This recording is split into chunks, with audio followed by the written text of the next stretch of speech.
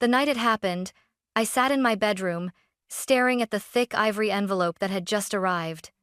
My father, Richard, had already committed the unthinkable. He banned my grandfather, Henry Carter, a billionaire and the man who had held our family together, from attending my younger brother Jason's wedding. That betrayal was enough to fracture us, but the letter in my hand shattered everything. Inside wasn't an invitation. It was an itemized bill totaling $4 billion, demanding Grandpa cover every extravagant detail of the wedding and honeymoon. At the bottom, in my father's sharp handwriting, were words that made my stomach twist. "Be thankful I let you contribute." My hands trembled. My father's arrogance was staggering, but what unsettled me most was Grandpa's reaction. He didn't rage. He didn't even frown. He just smiled, and that smile meant trouble none of us were ready for. I still remember the night my father made his announcement. The air in our living room felt heavy, the kind of silence that follows bad news before anyone dares to speak. Jason sat stiffly on the sofa, Victoria's hand resting smugly on his arm, while I stood near the fireplace, sensing a storm brewing. "Grandpa Henry will not be attending the wedding," my father declared, his voice sharp, final. Jason's eyes flickered with discomfort. "Dad, are you sure that's necessary?" "Necessary?" Richard snapped, slamming his hand on the armrest. "That old man will embarrass us. He doesn't understand the world Jason is marrying into. Victoria's family expects class, not an aging billionaire clinging to outdated traditions." "Oh," I felt my jaw tighten. "Dad, he's not just anyone. He's your father, Jason's grandfather. This isn't just a party, it's family." Richard's gaze shifted to me, cold and dismissive. "You wouldn't understand, Stella. Appearances matter. This wedding will define Jason's future, and Henry has no place in it." Jason lowered his head, torn between loyalty and fear. Victoria leaned closer to him and whispered, just loud enough for me to hear, "Your dad is right. Imagine the gossip if your grandfather showed up uninvited." My blood boiled. "Uninvited? He raised you, Jason. He supported this family when Mom was sick, when Dad's pride got in the way of asking for help." Richard shot up from his chair, his towering figure casting a shadow across the room. "Enough. I've made my decision. Henry will not step foot in that venue." The finality in his tone hit me like a slap. Jason said nothing, his silence screaming louder than words. Victoria's lips curved into a satisfied smile. I turned to Jason, desperate. "Jason, say something. This is your wedding, not Dad's." Jason's hands clenched into fists, his knuckles white. He looked at me for a fleeting second, then at Victoria, before whispering, "Maybe. It's for the best." The words gutted me. I felt like the last thread holding this family together had just snapped. As the argument died into a tense quiet, I caught my father's reflection in the glass cabinet stern, unyielding and utterly convinced of his righteousness. But what haunted me more was the thought of Grandpa Henry, sitting alone, unaware that he had just been erased from his grandson's wedding. In that moment, something inside me hardened. This wasn't just about a wedding anymore. It was about respect, about loyalty, about truth, and I silently vowed I would not let this betrayal go unanswered. A week later, another envelope arrived, thick, cream-colored, with my father's precise handwriting across the front. For a moment, hope flickered in me. Maybe, despite everything, it was a wedding invitation. Maybe Jason had come to his senses. But as I broke the seal and unfolded the pages, my breath caught. It wasn't an invitation at all. It was a bill, an itemized list so absurd it felt like parody. $2.5 billion for the Ashford estate rental and decor. $1 billion for catering, wines, and rare delicacies flown in from Europe. $500 million for a 6-month honeymoon circling the globe. And scrawled at the bottom, in my father's unmistakable script, "Be thankful I let you contribute." I slammed the papers on the kitchen counter, my hands shaking. "Unbelievable," I muttered aloud. Grandpa Henry walked in moments later, cane tapping softly against the floor. He glanced at the scattered documents, his eyes narrowing. "What's this?" I handed him the bill. Dad's idea of an invitation. He scanned the pages quietly, his face unreadable. Jason's neat signature appeared at the bottom, alongside Victoria's looping cursive. Together, they had signed off on this demand, like it was the most natural thing in the world. I couldn't contain myself. $4 billion, Grandpa. 4 billion. And they have the audacity to act like they're doing you a favor. Henry's lips curved into the faintest smile. Interesting. Interesting. Grandpa, this is extortion. They banned you from the wedding, and now they want you to pay for it. How can you stay so calm? He set the papers down gently, folding his hands on top. Because, Stella, a storm doesn't rage when it first appears. It gathers strength quietly, and when it strikes, it leaves nothing standing. His calmness unsettled me more than anger would have. I wanted him to explode, to tear the papers in two, to call my father and unleash decades of fury. But instead, he leaned back in his chair, eyes glinting with something I couldn't yet name. Grandpa, I pressed, lowering my voice. What are you planning? He tapped the papers once with his finger. Your father has built his empire on arrogance. He thinks appearances can replace honor. This, he gestured at the bill, is his masterpiece of pride. And pride, Stella, always has a price. For the first time since Mom's death, I saw something dangerous flicker in his expression. It wasn't sadness, it wasn't weakness, it was resolve. And I realized then, my father had started a war he wasn't prepared to finish. That night, I couldn't sleep. The bill lay on my nightstand like a coiled snake, waiting to strike. Every time I closed my eyes, I saw my father's smug handwriting. Be thankful I let you contribute. By morning, I was ready to march into Dad's office and scream. But Grandpa Henry beat me to it. He called me into his study, a room lined with mahogany shelves and books older than either of us. The smell of leather and cigar smoke hung in the air. Sit, he said softly, gesturing to the chair across from him.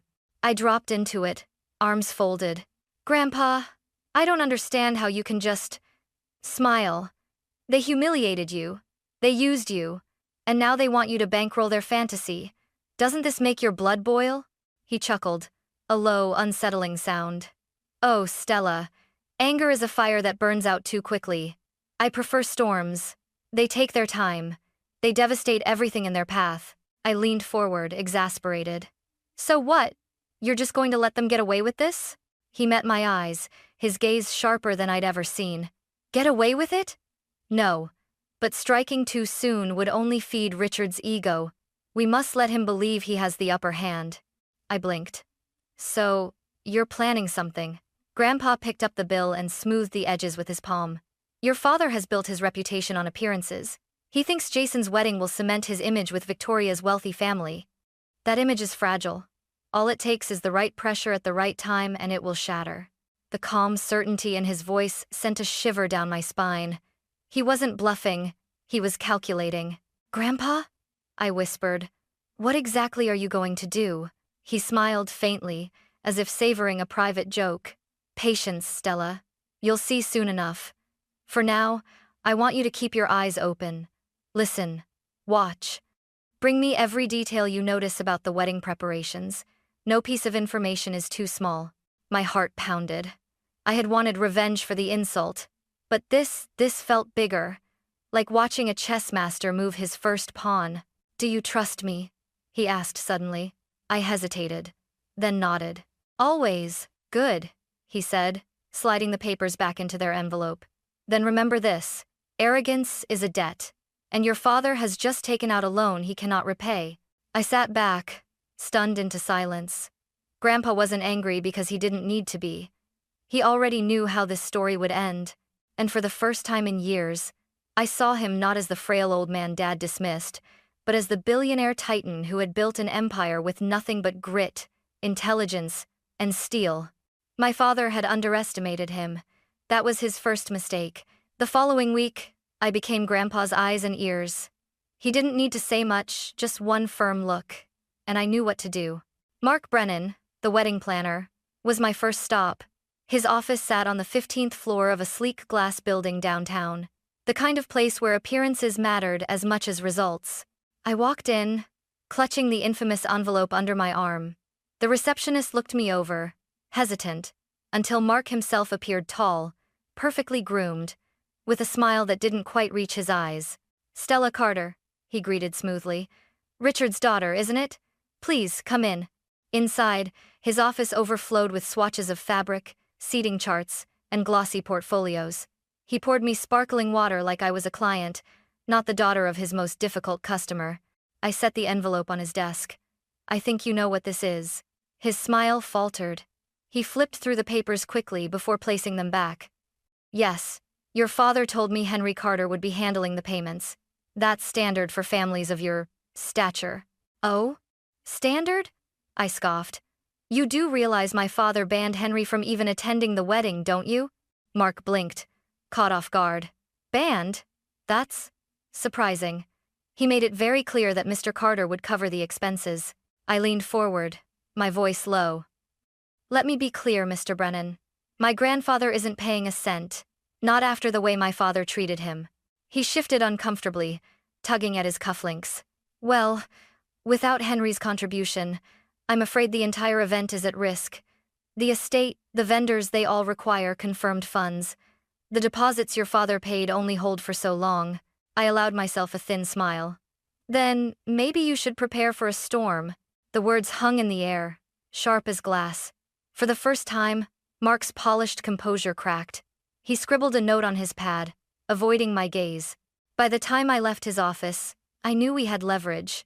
My father had built Jason's wedding on a foundation of lies and credit, gambling everything on Grandpa's silent compliance. But without that compliance, the structure was already shaking. That evening, I reported back to Grandpa. He sat in his study, stroking the silver handle of his cane as I relayed every word. "So," he murmured, eyes gleaming, "the planner himself admits the wedding is fragile." "Yes," I said, feeling a thrill run through me. "Without you, it collapses." Grandpa chuckled softly. "Then we won't need to lift a finger to destroy Richard's illusion. We'll simply watch the cracks widen and let gravity do the rest." I shivered at the calm certainty in his tone. My father thought he was in control, but the truth was clear now. He had already lost. He just didn't know it yet. It didn't take long for the whispers to begin. Lexington society was a small pond, and news of Jason's extravagant wedding plans rippled through it like a stone breaking the surface. Vendors murmured about unpaid deposits, and neighbors gossiped about how the Carters were living off Henry's money again. At the grocery store, I overheard two women near the produce aisle. $4 billion? Who even spends like that? One said. "The father banned his own dad from the wedding," the other replied. "Now they expect him to pay? It's shameful." I gripped my basket tighter, cheeks burning with a mixture of anger and grim satisfaction. My father wanted appearances, and now appearances were turning on him. That evening, I found Jason waiting on my porch. His hair was disheveled, his suit wrinkled, and his usually confident eyes darted nervously. "Stella," he began before I could even greet him. "You have to help me." I crossed my arms. "Help you? You mean help you convince Grandpa to bail you out?" He flinched at my tone but pressed on. "Please. Vendors are threatening to pull out. Victoria's family is furious. Dad keeps saying Grandpa will come around, but what if he doesn't?" I stepped closer, anger rising in my chest. "What if he doesn't?" "Jason, he won't. Why should he? He was humiliated, cast out like some shameful secret. And now you want him to write a $4 billion check? Do you even hear yourself?" Jason ran a hand through his hair. "I didn't want to ban him. That was Dad and Victoria. I just went along with it. You know how they are." I stared at him, incredulous. "Went along with it? Jason, this is your wedding. Not Dad's, not Victoria's, yours. And you let them erase the one man who's done more for us than anyone else." His shoulders sagged. For a moment, he looked like the kid brother I used to protect, the one who'd sneak into my room during thunderstorms. But then his jaw hardened. "If Grandpa doesn't pay, everything falls apart. Stella, please, talk to him." My voice cracked, but I didn't waver. "No, Jason, you need to talk to him. You need to apologize, not beg for money. This isn't about the wedding anymore. It's about respect. And right now, you're proving you have none." He stood there, torn, his lips parted as if to argue. but no words came. Finally, he dropped his gaze, muttered something I couldn't catch, and walked away into the night. I closed the door with trembling hands, my heart aching. Jason wasn't evil, just weak, trapped between my father's pride and Victoria's ambition. But weakness had consequences, and soon, he would learn that the hard way. Upstairs, I heard Grandpa's cane tap once against the floor. He'd overheard everything. When I turned, he was already watching me from the hallway. "Good," he said simply. "The seeds are planted." The storm broke sooner than I expected.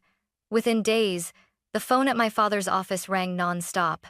Caterers demanded final payments, florists threatened to walk, and the Ashford estate manager left 3 voicemails in one afternoon, each more desperate than the last. I was in the kitchen pouring coffee when I heard Richard's booming voice through the thin walls of our house. "You dare threaten me?" he barked into the phone. "Do you know who I am?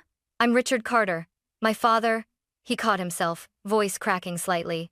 "My father will cover everything." There was a pause. His face flushed red, veins standing out at his temples. "No refunds? Don't you dare talk to me about cancellations. I'll sue you if one chair is missing." He slammed the phone down so hard the ceramic pen holder toppled to the floor. I stepped into the doorway. "Still waiting for Grandpa to save you?" Richard spun around, eyes blazing. "This is none of your concern, Stella. Go back to whatever useless little life you live. This is business. High stakes. You wouldn't understand." I crossed my arms. "High stakes? Dad, you built this entire wedding on lies. You banned Grandpa for appearances, but now you want him to pay for those appearances. That's not business. That's hypocrisy." His voice dropped, low and dangerous. "Watch your tongue." I didn't flinch. "Or what? You'll ban me too? Add me to the growing list of people you've discarded because they don't fit your image?" Jason, who had been standing silently by the window, finally spoke. His face was pale, his voice trembling. "Dad, maybe we should just scale back. Victoria and I could—" "Scale back?" Richard roared, cutting him off. "Do you want to humiliate yourself in front of her family? Do you want them to think we're common?"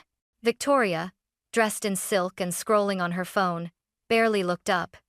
"My parents are expecting perfection, Richard. We can't afford to look cheap."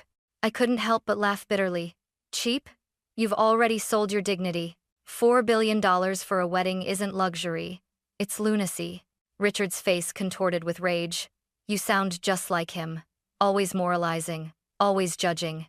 Henry thinks money buys respect, but it doesn't. Power does, and I'll prove it." Grandpa's words echoed in my mind. Arrogance is a debt, and I could see the interest compounding on my father's face as his control slipped away. The house felt smaller that night, like the walls themselves were closing in. Richard stomped around barking orders into his phone. Jason sat hunched on the sofa with his head in his hands, and Victoria kept posting on social media, flaunting a wedding that was already crumbling. I retreated upstairs to Grandpa's study, where he was quietly polishing the silver handle of his cane. "It's starting," I whispered. He didn't look up. "Good. The higher a man builds his tower of pride, the harder it falls." I swallowed hard. Dad's losing control. He's furious, desperate. Jason's caught in the middle. My voice broke. "I almost pity them." Grandpa finally raised his eyes to mine. They were calm, steady, but unyielding. "Pity has its place, Stella. But not before justice. Let Richard taste the consequences of his choices. Only then will he understand the value of what he's thrown away." I sat down, my heart pounding with a strange mix of dread and anticipation. Outside, the night wind rattled the windows like a warning. Inside, I realized something chilling. We weren't just watching a wedding unravel. We were watching a dynasty collapse. The morning of Jason's wedding dawned gray and heavy, as if the sky itself sensed what was coming. Rain began to fall in thin streaks across my window, tapping against the glass like impatient fingers. By the time I arrived at the Ashford estate, the drizzle had become a downpour, drenching the sprawling gardens and turning the grand stone steps slick and dark. Inside, chaos reigned. Florists hauled boxes of half-wilted arrangements back into vans. Caterers argued with estate staff over unpaid balances. The string quartet, their cases closed, marched toward the door without playing a single note. Guests trickled in, umbrellas dripping, their whispers carrying like wildfire through the hall. Where are the decorations? I thought this was supposed to be the event of the year. Didn't they say the Carters were billionaires? I slipped into the main hall, heart racing. Jason stood at the front in a tailored tuxedo, his face pale, his hands trembling at his sides. Victoria, in her wedding gown, was shrieking at a makeup artist who had already packed up her kit. "This is unacceptable," Victoria snapped, mascara smudging under her eyes. "Do you know who I am?" The makeup artist gave a weary shrug. "Do you know what a contract is? No payment, no service." She walked away, leaving Victoria seething, her veil askew. Then Richard stormed into the room, tie loosened, eyes wild. "Where is Brennan?" he bellowed. "Mark, get these people back here. We have a wedding to put on." Mark Brennan, the planner, appeared at the doorway, clutching a clipboard like a shield. His voice wavered. "Mr. Carter, without the final payment, they won't stay. I've already stretched their patience beyond reason." "And event," Richard grabbed him by the arm, his face inches from the man's. "You listen to me. This wedding will happen. My father—" He cut himself off, but the words hung there, raw, desperate. "He will pay. He has to." I couldn't stay silent. "No, Dad," I said, stepping forward. My voice rang out over the murmurs of the crowd. "Grandpa won't pay. Not after what you did. You banned him, humiliated him, and treated him like a checkbook. He owes you nothing." The guests fell quiet. Heads turned. Jason's eyes widened. Victoria hissed, "Shut her up," under her breath. But no one moved. Richard's face twisted with rage. "Stella, this is not your moment. Stay out of this." But I held my ground. This was never about Jason's happiness. It was about your pride, your obsession with appearances. And now look, your pride is collapsing right in front of everyone. A crack of thunder split the air. The doors at the back of the hall swung open, and every head turned. There, framed by the storm, stood Grandpa Henry. He wore a dark suit, perfectly pressed, his silver cane glinting in the dim light. Raindrops shimmered on his shoulders like jewels. And though his face was calm, the power in his presence filled the room like a tidal wave. "Grandpa?" Jason whispered, almost inaudible. Richard's face went pale. "You—" his voice broke.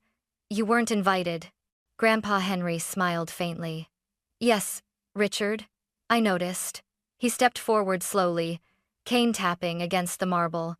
The guests parted around him like the Red Sea. "Why are you here?" Richard demanded, voice shrill now, desperation bleeding through. "To watch," Grandpa replied simply. "To see what you've built without me." He glanced around the half-decorated hall, the workers walking out, the guests whispering. His smile widened, but it was cold. It seems the foundation wasn't very strong. Victoria rushed forward, her gown dragging across the wet floor. "Mr. Carter, please, if you don't step in, our reputations will be ruined. My parents are watching. Everyone is watching." Grandpa's gaze flicked to her, dismissive. "My dear, reputations are not bought. They are earned. And right now, yours is nothing but debt." Jason stumbled toward him, his voice breaking. "Grandpa, I didn't want this. I never wanted you banned. It was Dad. It was Victoria. I just went along." Henry raised a hand, silencing him. "You are old enough to make your own choices, Jason. And when a man chooses silence in the face of wrong, he chooses cowardice." Jason flinched as if struck. Richard's fury exploded. "Enough of this sanctimonious act. You think you're better than me because of your money? Because of your empire? I don't need you, Henry. I never have." Grandpa leaned on his cane, unshaken. "And yet you built this entire day on the assumption that I would foot the bill. Tell me, Richard, what does that make you?" The silence that followed was brutal. Guests exchanged uneasy glances. Even Victoria stepped back, her face flushed with shame. Finally, Grandpa's voice rose, strong and commanding despite his years. "Let this be your lesson, Richard. Pride without respect is nothing. Wealth without gratitude is ash. You wanted to erase me from this family, and now your own arrogance has erased your wedding. And for Libre—" He gestured toward the doors. As if on cue, the last vendors wheeled their carts out into the storm. Chairs stood half empty, decorations unfinished, food untouched. The murmurs turned into open laughter. One guest whispered loudly enough for all to hear, "4 billion for this?" Richard's knees buckled. He collapsed into a chair, his hands clutching his head. Jason sank beside him, torn between loyalty and despair. Victoria stormed out, her gown dragging in the mud outside, her sobs echoing down the hall. And Grandpa? He simply turned to me, his eyes gleaming with quiet satisfaction. "Stella," he said softly, "remember this moment. This is what happens when arrogance tries to disguise itself as power." I nodded, my chest tight, my pulse racing. The storm outside howled, but inside, the true storm had already struck. And nothing would ever be the same. The rain didn't stop that night. It hammered the Ashford estate long after the guests had fled, leaving behind overturned chairs, muddy footprints, and the bitter scent of a wedding that never was. By the time I returned home, silence filled our house, an eerie, suffocating silence, as though the storm had ripped the very heart out of it. Richard was in his study, slumped at his desk, a half-empty glass of whiskey at his elbow. His shoulders sagged under a weight I had never seen before. When I stepped inside, he didn't even look up. "You think you've won, don't you?" he muttered, his voice hollow. I swallowed hard. "No, Dad. There was never anything to win. This was about respect. Something you lost the moment you banned your own father from Jason's wedding." His eyes, bloodshot and weary, finally met mine. For the first time, I saw not the tyrant who had ruled our lives, but a man broken by his own pride. "I just wanted to prove myself," he whispered. "To show the world I wasn't living in Henry's shadow." I took a shaky breath. "But you only proved that without him, everything crumbles. Pride doesn't build legacies, Dad. Integrity does." He turned away, unable to answer. That silence was louder than any argument we had ever had. Jason came to me the next day, dark circles under his eyes, his tuxedo still wrinkled from the night before. He looked like a boy again, lost and fragile. "Stella," he said, his voice breaking, "I ruined everything." I touched his shoulder gently. "No, you let Dad and Victoria speak for you, and silence is just another kind of choice." Tears welled in his eyes. "Grandpa won't forgive me." I shook my head. "He doesn't need to forgive you. You need to forgive yourself and learn from this. That's the only way forward." Later, I found Grandpa Henry in the garden behind his house. The rain had finally stopped, and golden light broke through the clouds, illuminating the roses he tended with steady hands. He looked peaceful, almost serene, as if the chaos of the last week had never touched him. "Grandpa," I said softly, "it's over." He smiled faintly. "No, Stella. It's only beginning. The family has seen the truth now. Richard can't hide behind appearances anymore. Jason will have to decide who he wants to become. And you..." He looked at me, his eyes warm but sharp. "You've proven stronger than either of them imagined." "And no." My throat tightened. "I didn't do much. You were the one who..." "No," he interrupted gently. "You stood firm. You spoke when others stayed silent. You reminded this family that money doesn't buy dignity. That is a gift more valuable than any fortune." I felt tears sting my eyes. But this time, they weren't from anger or grief. They were from relief, from pride. That evening, as the sun set and the storm clouds dissolved into pink and gold, I sat with Grandpa on the porch. The world felt different, lighter, though scars remained. Richard stayed locked away, drowning in his own shame. Jason wrestled with his regrets, a man stripped of illusions. Victoria was gone, leaving nothing but whispers of her ambition. But me? I felt stronger, not because I had destroyed their wedding, but because I had finally seen the truth. Family isn't about appearances. It isn't about money. It's about loyalty, respect, and love. Grandpa lifted his glass of tea, his voice steady. To dignity reclaimed. I raised mine to meet his. To family restored. And as we sat there together, I realized something profound. Storms may destroy, but they also clear the air, leaving behind the possibility of something new, something stronger, something real.